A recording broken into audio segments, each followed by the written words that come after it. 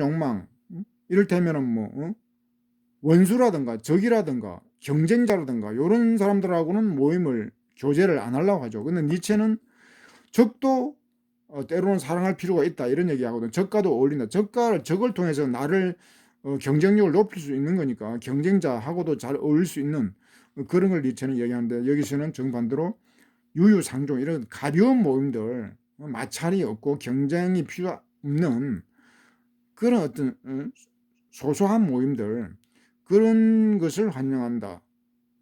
때에 맞게 이루어질 때에 맞게. 그래야 단잠을 잘 자려면 그렇게 하라는 겁니다. 그러니까 평화적인 어떤 그런 이런 경쟁 이런 것보다도 그냥 안정적인 어떤 조용한 그런 어떤 교제를 하라는 거. 나는 마음이 가난한 자들이 무척 마음에 든다. 그들은 잠을 자주. 마음이 가난한 자. 이것도 좀 어떤 금욕적이고 욕심이 없는 거죠. 그들은 행복하다. 사람들의 생각에 찬동을 표할 때가 그렇다. 덕이 있는 사람에게 낮은 시간이 이렇게 지나간다. 그러나 밤이 오면 나는 잠을 부르지 않도록 조심한다. 덕의 주인인 잠은 자기를 부르는 소리를 싫어하기 때문이다. 이것도 또 좀 생각해 봐야 될 겁니다. 덕의 주인인 잠은 자기를 여기서 나오죠. 덕의 주인. 덕의 주인이 인간이 아니고 잠이라는 겁니다. 그러니까 이 잠이 도덕이 되는 거죠. 도덕, 모든 미덕을 지배하는 것이 잠이다 이 말이에요. 그러니까 잠이 도덕 원리라는 겁니다. 이 잠이, 그러니까 잠이 사람을 지배하는 지배 원리이기 때문에 사람들이 잠을 부르면 안 되는 거죠. 주인이기 때문에. 사람들은 잠의 노예이기 때문에 주인을 함부로 부르면 안 되는 겁니다. 자기를 부르는 소리를 싫어한다. 그 대신 나는 낮 동안에 한 일, 낮 동안에 생각한 것들을 돌이켜본다. 나는 씹고 또 씹으면서 암소처럼 끈질기게 잠을 한다. 그대가 극복한 10개는 무엇인가? 그러니까 잠을 내가 부르는 것이 아니라 밤이 되면은 낮에 했던 일들을 성찰하고 비판하고 반성한다는 거예요. 씹고 또 씹으면서 반성 성찰하면, 그렇게 하면은 잠이 잘 오겠죠. 그리고 내 마음을 즐겁게 한 10가지 화제들, 내 마음에서 이게 웃음을 묵으셨던 것, 이것도 잠을 해보고.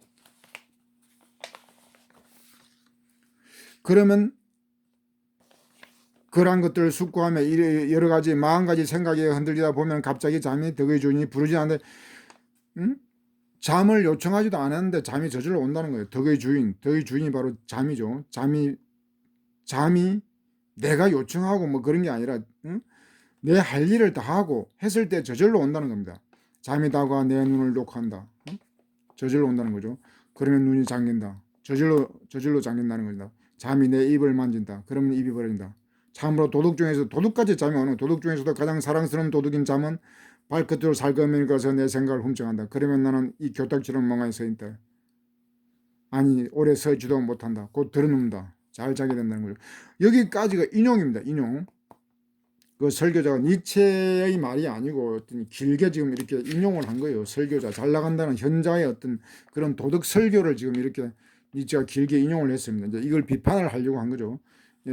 비판을 하는 것은 자라투스라는 현자의 이러한 말을 듣고, 지금까지 요 얘기를 이제 듣고 마음속으로 웃었다. 그때 그의 마음속에서 한 줄기 빛 같은 생각이 떠올랐던 것이다. 그의 마음속으로 이렇게 말했다.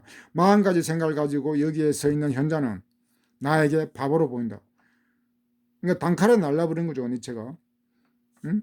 현재로 하는 것들이 헛소리 하고 있네. 바보로 보인다. 죽이버리는 거죠, 이거. 생각, 40가지 생각이라기보다 이거는 사상이라고 봐야 됩니다. 이건 윤리 사상이죠. 윤리 사상, 이런 40가지 윤리 사상, 미덕, 도덕, 원리 이런 걸 다 했기 때문에 이거는 생각보다도 좀 차원이 높은 사상. 40가지 사상을 이야기했지만 그거는 다 헛소리다 이 말이죠. 바보로 보인다. 하지만 잠에 대해서만큼은 좀 아는 것 같다. 잠에 대해서는 좀 아는 것 같다. 이렇게 조롱 같기도 하고, 이 현자 곁에 사는 자들은 그것만으로도 이미 행복하다. 그러한 잠은 전염된다.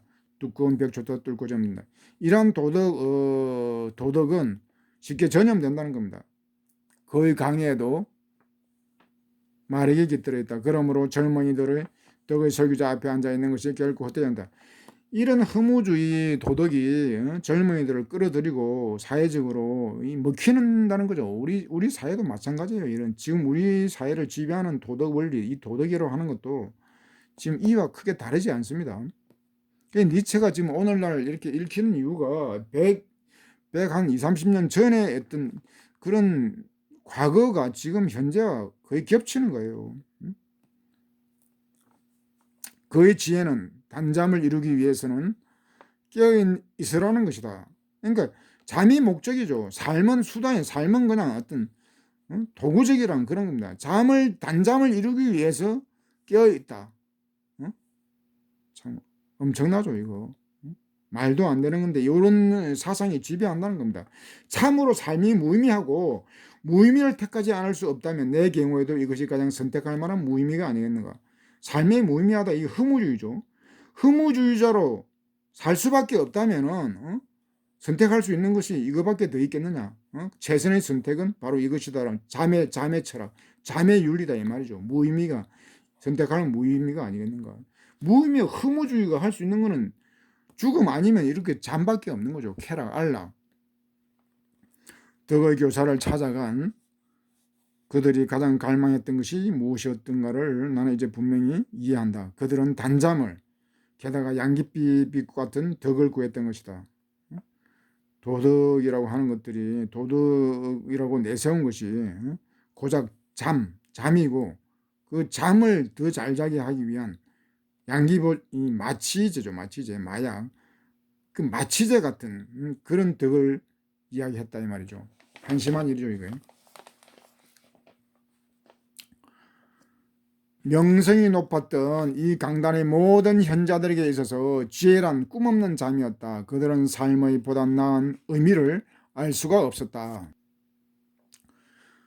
오늘날에도 이 덕의 설교자와 비슷한 사람들이 몇몇 있기는 하다. 하지만 이 사람들만큼 늘 정직한 것은 아니다. 여하간 그들의 시대는 지나갔다. 이제 그들은 더 이상 오래 서 있지 못한다. 그들은 이미 누워 있는 것이다. 이렇게 졸음이 오는 자들은 행복하다. 꾸벅꾸벅 졸게 될 테니까. 지혜란 꿈이 없는 잠이었다. 그 잠을 자도 꿈이 있다는 것은 뭐예요? 어떤 이상과 비전이 있는데, 그러니까 꿈은 없는 잠. 한심한 거죠, 이게 한마디로. 그들은 삶의 보다 나은 의미를 알 수가 없었다. 삶의 의미를 부정하는 거죠, 이게. 삶을 완전 무의미와 흐무주의했다는 겁니다. 명성이 높았던 그런 자들이 하는 그 말은 삶을 완전히 파괴했던, 삶을 죽였다는 겁니다. 삶의 적대적이다, 이 말이죠. 니체는 이런 그 도덕 윤리를 갖다가 삶의 적대적이다 그럽니다. 삶을 완전히 망가뜨리는, 황폐화시키는 이런 도덕 원리가 사실 삶의 지배 원리거든요. 근데 이 도덕이 삶을 살게 하는 게 아니라 죽이는 거죠. 죽음 같은 삶을 살게 한다는 겁니다. 오늘날에는 이 덕의 설교자와 비슷한 사람들이 지금도, 그러니까 이런 설교자들이 뭐 수천 년 동안 있어 왔다는 겁니다. 이게 수천 년 동안 있었고 현재 우리 사회 지금까지도 이런 설교자 비슷한 사람들이 있다, 이 말이죠. 하지만 이 사람들만큼은 늘 정직한 것은 아니다. 그러니까 정직이라도 했으면 될 텐데 정직하지도 않다는 겁니다. 여하간 그들의 시대는 끝났다. 이제 그들은 더 이상 오래 서 있지 못하다. 그들의 시대는 끝난 게 아니죠. 그들의 시대는 지금도 진행형입니다. 진행형. 그래서 우리가 니체를 읽어야 되고 공부를 해야 되는 것이죠. 허무주의, 이런 도덕, 공리주의 도덕, 이런 것들이 지금도 이 사회를 지배하고 있습니다. 졸음이 오는 자들은 행복하다. 참 졸음이 몰려오죠. 이런 얘기를 하면은 꾸벅꾸벅 졸게 될 테니까. 끝났네요. 끝났는데 이 니체 철학은 사실 좀 소설책이 아닙니다. 이걸 뭐 소설책이라고 해가지고 뭐 도서관 같은 데는 소설 분류에도 들어가고 그러는데 이게 소설이 아니고 철학책입니다. 철학자예요. 엄청나게 어려운 겁니다. 이게 소설이라 해도 소설도 어려운 게 많아요. 고전들 그 명작들 보면 어려운 게 많은데 이거는 뭐 소설 형식도 있고 소설보다는 시에 더 가깝지만은 시 자체도 어렵지 않습니까? 근데 이 철학적 시란 말입니다. 이게 엄청나게 어려운 건데 이걸 일반인들이 100% 이해한다는 것은 불가능하고요. 일반인들이 이걸 한 7, 80%만 이해하면 성공한 겁니다. 그러니까 너무 욕심내지 마시고 여러분들 이 니체를 니체 철학의 어떤 핵심, 그리고 이제 이렇게 우리가 이제 강독을 하면서 흐름이라든가 맥락, 도대체 니체가 무슨 주장을 하는가, 그런 것만 파악해도 어떤 큰 소득이라고 생각합니다. 그러니까 오늘 이 강도한 것을 정리를 해보면은 도덕에 대해서 니체가 이제 비판을 많이 하거든요. 도덕. 그 니체를 반도덕주의자 뭐 이렇게도 이야기를 합니다. 반도덕. 그렇다고 해서 도덕 자체를 부정하는 게 아니고 부정하는 게 아니고 기존에 존재하는 그런 도덕에 대해서 이제 비판을 하는 거죠. 반도덕이라 해서 완전히 도덕을 부정한다는 거 아닙니다. 도덕을 비판적으로 아주 날카롭게 그 비판을 하는데 현대 사회를 지배하는 도덕이 뭐냐?